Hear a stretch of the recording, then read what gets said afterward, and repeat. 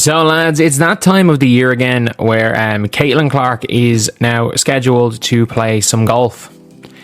Or it's the golf tour again. So Caitlin Clark is returning to the Annika to participate in the LPGA's Pro-Am November the 12th. Did a simple round of golf just expose the WNBA's biggest secret?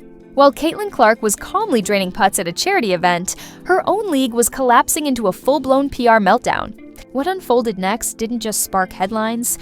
It exposed a deep, hidden divide in women's sports that runs far deeper than anyone ever imagined. Heavy here, Caitlin Clark will compete in the Annika Pro-Am. This is gonna be fire. Y'all know she set the whole golf world on fire last year, had everybody tuned in. The ratings jumped up crazy. It all began with what looked like a harmless invitation. The LPGA asked Caitlin Clark to join their Pro-Am event. Simple enough, right? But this wasn't just a friendly celebrity cameo. It was a calculated, strategic move. Where the WNBA hesitated, the LPGA saw opportunity. A once-in-a-generation marketing phenomenon who could pull an entirely new audience into their world. And they were about to prove it in spectacular fashion. What was meant to be a quiet, insiders-only golf tournament suddenly turned into a full-blown media explosion. The second Caitlin's name hit the lineup, the internet went crazy. Ticket inquiries skyrocketed, social media lit up, and fans across the globe demanded to know how they could watch. The LPGA realized instantly they'd captured lightning in a bottle. And it all happened because of one person, who doesn't even play their sport. On the tee, Caitlin Clark.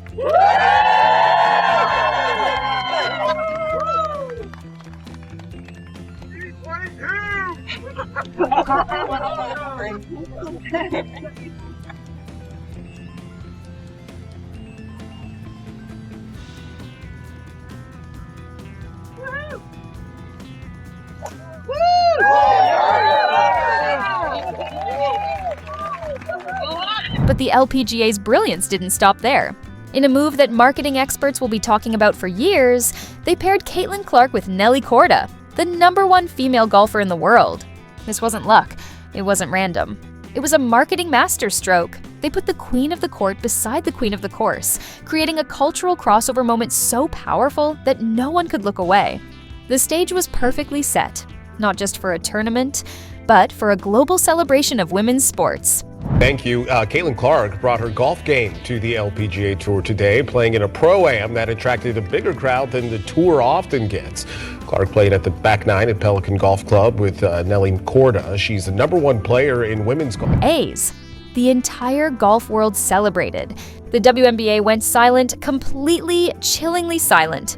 No tweet, no Instagram post. Not even a simple congratulations for their biggest star.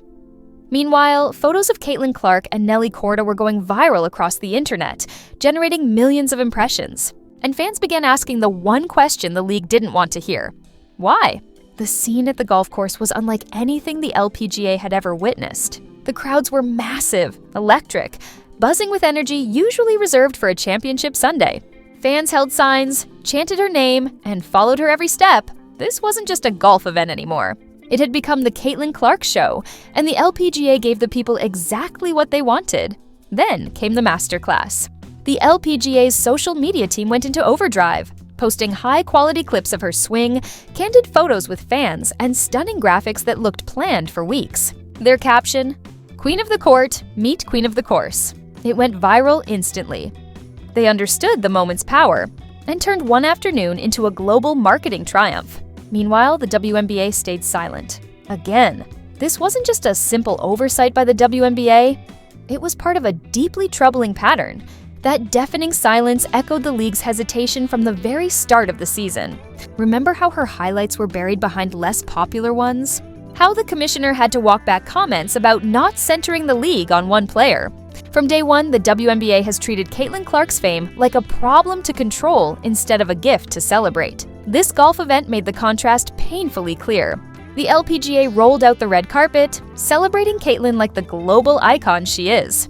Meanwhile, the WNBA's cold silence felt calculated, even resentful, and fans noticed. Fast. Their outrage was instant, raw, and impossible to ignore.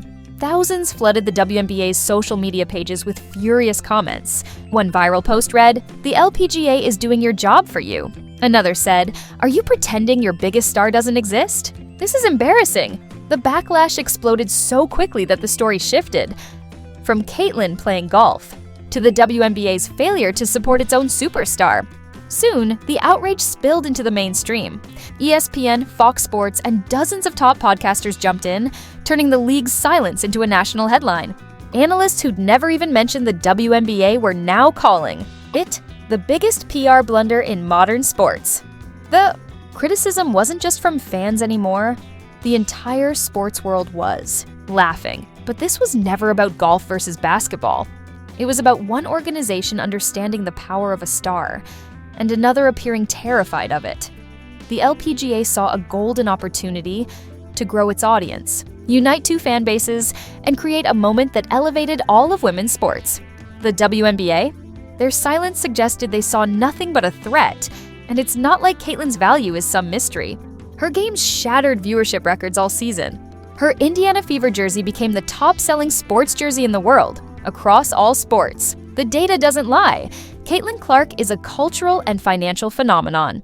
The LPGA recognized that immediately.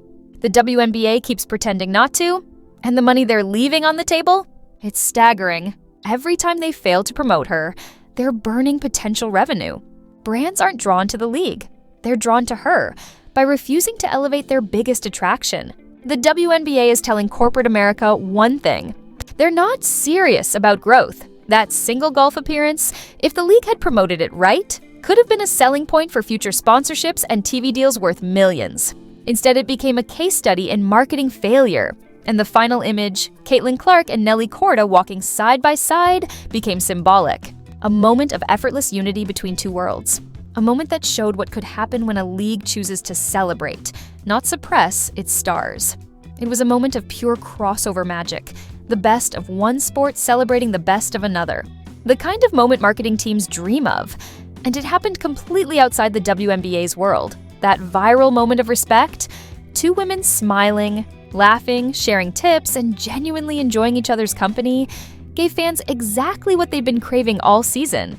It was a refreshing contrast to the jealousy, foul play, and on-court hostility that had clouded Caitlyn Clark's rookie year. The LPGA showed the world what real support and sportsmanship look like.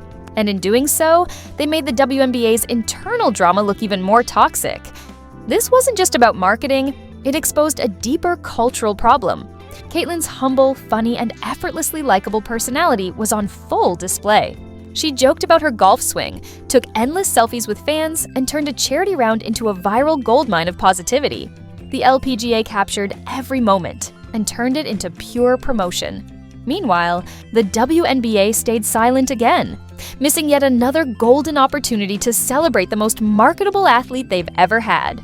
Through it all, Caitlyn stayed the professional she's always been.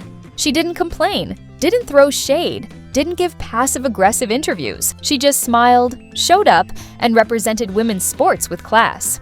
Her grace under pressure only made her shine brighter and made the league's silence look smaller, pettier, and more deliberate. This wasn't just a mistake. It was a self-inflicted PR disaster. All the WNBA had to do was post one simple message. Go get 'em, Caitlyn! That's it. But they didn't, and that silence spoke volumes. It made them look out of touch, ungrateful, and even jealous of the very person keeping them relevant. Fans immediately began connecting the dots, seeing a disturbing pattern of disrespect that stretched far beyond golf. The league's silence during the LPGA event felt eerily similar to the quiet outrage surrounding Caitlyn's Olympic snub, and it fueled a dark question that's now impossible to ignore. Was this an accident or a calculated snub? Is the WNBA front office just incompetent, or are they intentionally trying to humble Caitlyn Clark? Because to many fans, it looks like the league is more focused on protecting veteran egos than protecting its own future. It's the kind of toxic politics that kills growth, a culture that values comfort over progress. One sports analyst summed it up perfectly. The LPGA treats Caitlyn Clark like a superstar asset. The WNBA treats her like a PR problem. That one sentence exposed everything. To one league, she's a gift to be celebrated. To the other, a threat to be managed. It paints a tale of two commissioners. You can picture the LPGA's leadership celebrating the viral buzz, the new fans, and the excitement. Meanwhile, WNBA Commissioner Kathy Engelbert spends the season trying to balance Caitlin's success with keeping the veterans happy, and ends up pleasing no one. This entire episode made the LPGA look bold, modern, and forward-thinking, while the WNBA looked hesitant, defensive, and stuck in the past. It should have been a wake-up call, a bright red warning light flashing across the league office. If you don't celebrate your stars, someone else will. And they'll take your spotlight, your audience, and your sponsors with them, because the LPGA didn't just host Caitlin Clark, they exposed the WNBA's biggest weakness. The real danger isn't what happened that weekend. It's the long-term damage now unfolding in real time. By sidelining their most popular player, the WNBA risks alienating the millions of fans she brought into the game. They're sending one very clear message, that they don't value the engine driving their growth. And that kind of blindness could be fatal for the league's future. It leaves a single haunting question hanging over the entire WNBA. If they refuse to build around their brightest star, then who exactly will? Because as other leagues and brands rush to embrace the Caitlin Clark effect, the WNBA might soon find itself